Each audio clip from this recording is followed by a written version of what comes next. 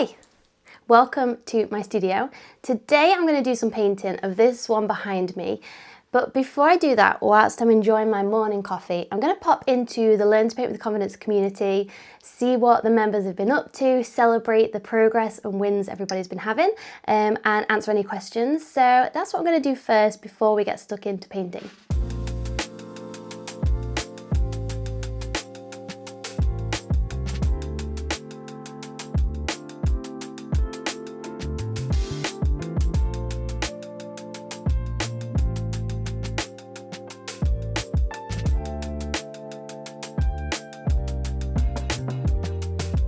I'm just going through different posts in the Learn to Paint with Confidence community, and it just makes me so happy because this is exactly the reason why I love to teach painting, because so many people believe that they are not a painter, believe they're not an artist, and yet when they just follow this specific method, they just create artworks that they never thought possible.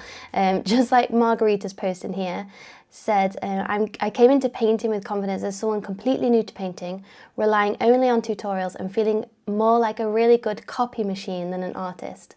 In just a couple of months, this course changed everything. I gained the kind of understanding, courage, and creative freedom that would have taken me years on my own to gain. The impeccable lessons, the thoughtful structure, and this wonderful, uplifting community has helped me conquer fears and finally trust my own artistic voice. Like, what a beautiful message for me to be able to wake up to and check in the community and see and read these experiences. I just really wish that everybody could experience these feelings. Susanna as well always shares how much this method really helped her grow as an artist, and really basically the main thing I think is letting go of fear and gaining confidence and courage to follow your own artistic vision and having the tools to be able to bring that to life as well. So it's just, I know it's life-changing for people because they tell me these experiences every day, but it's life-changing for me to be able to know that I can help assist someone to kind of unlocking their creative freedom as an artist. It's amazing. So yeah, it just makes me feel so inspired. So the next thing I need to do today is I filmed a tutorial, but unfortunately the settings on my camera meant that the microphone was not picking up any sound. So my wonderful video editor Raymond has edited the video, but I just need to record the voiceover to kind of guide you through the process. So that's what I'm going to do next, and then we can get on to some painting.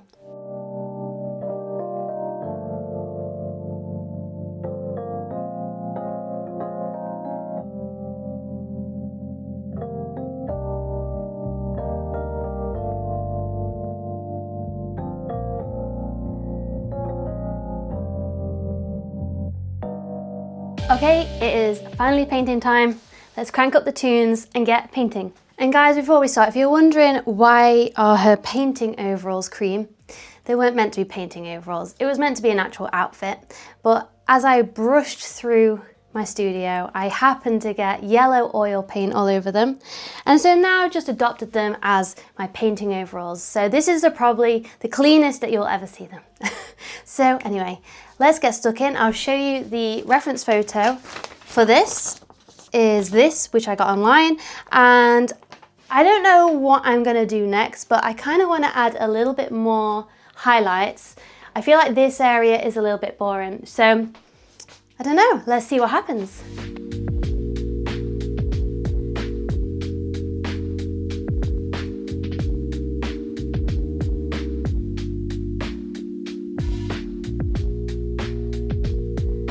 Okay, let's squeeze our colours out. Now, before I do, I was going to show you this.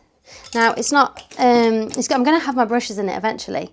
I actually did paint a pot. Now, the design is fully copied from an artist picture that I found on Pinterest, so I do not take credit for the design, but I hand painted it in a little pottery class. So that was really fun. And I need to sort out my brushes properly, but it will eventually hold brushes. Okay, so the colours I'm going to go for is titanium white, orange, a burnt sienna and a Prussian blue. I'm going to see how I get on. I may have to add other colours. To be honest, I started this painting quite a few weeks ago and I can't fully remember now what the colours were that I used, but that's okay. Okay, looks like the burnt sienna is a goner. That's a good job I've got a replacement.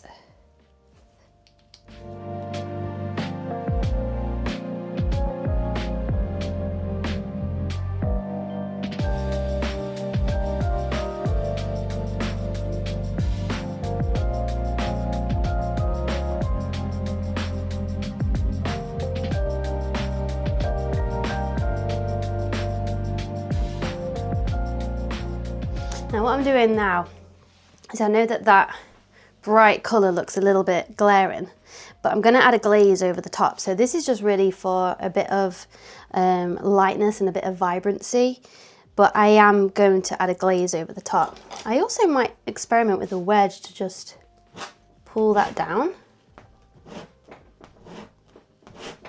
I might need a bit more paint, I think, to do that.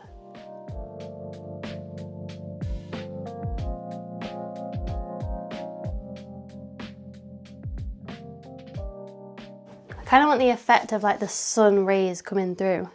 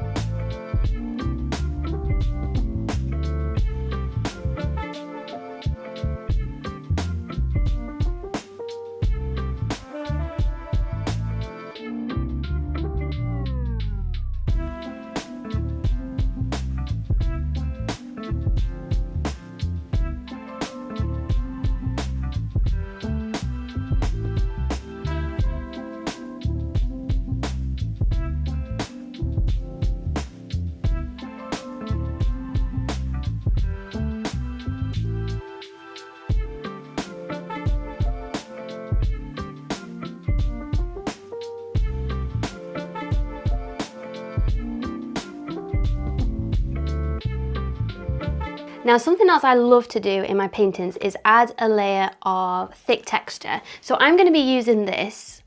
It is extra heavy gel, which is by Golden. And I'll just show you the inside. It's basically like kind of like a paste, and you can mix it in with colours, but actually I just love to kind of take it, put it on the canvas, and then it dries clear. So because it dries clear, what I'll do is I'll just kind of paste it on. Especially in clouds, it's really nice, you know, if you kind of want to create lots of texture.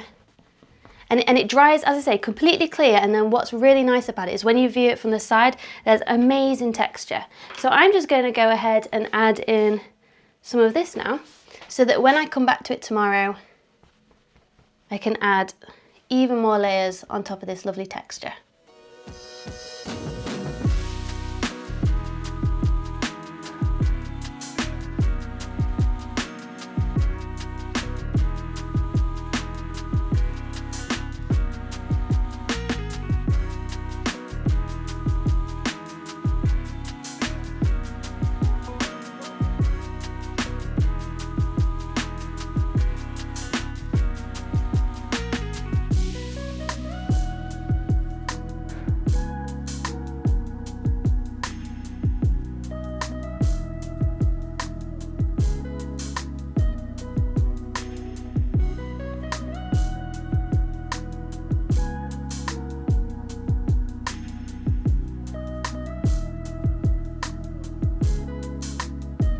So I've added a lot of lighter areas here, with white and orange, very, very light. But the reason why I've done that is because I'm going to go back over it when it's completely dry with a glazing fluid. This is the one I use, Satin Glazing Fluid by Golden.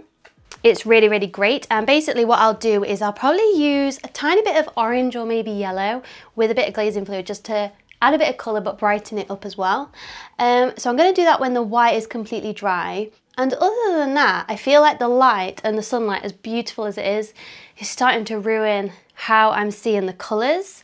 So whilst I'm having a coffee, I might kind of ponder on the next changes that I want to do. And I might pause it there for today, because sometimes I think you're better to do little bits and then pause just to reflect and kind of like take stock of the changes. Like I love, love, love a lot of the texture that I've added in today.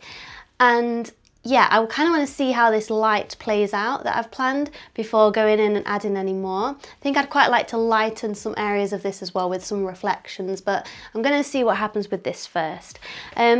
But other than that, I kind of wanted to share a musical artist that I fell in love with recently. Oh, his music just like gives me goosebumps, and he is actually just a genius when it comes to music. Like the more videos you watch, the more you appreciate his artistry, and that is Jacob Collier.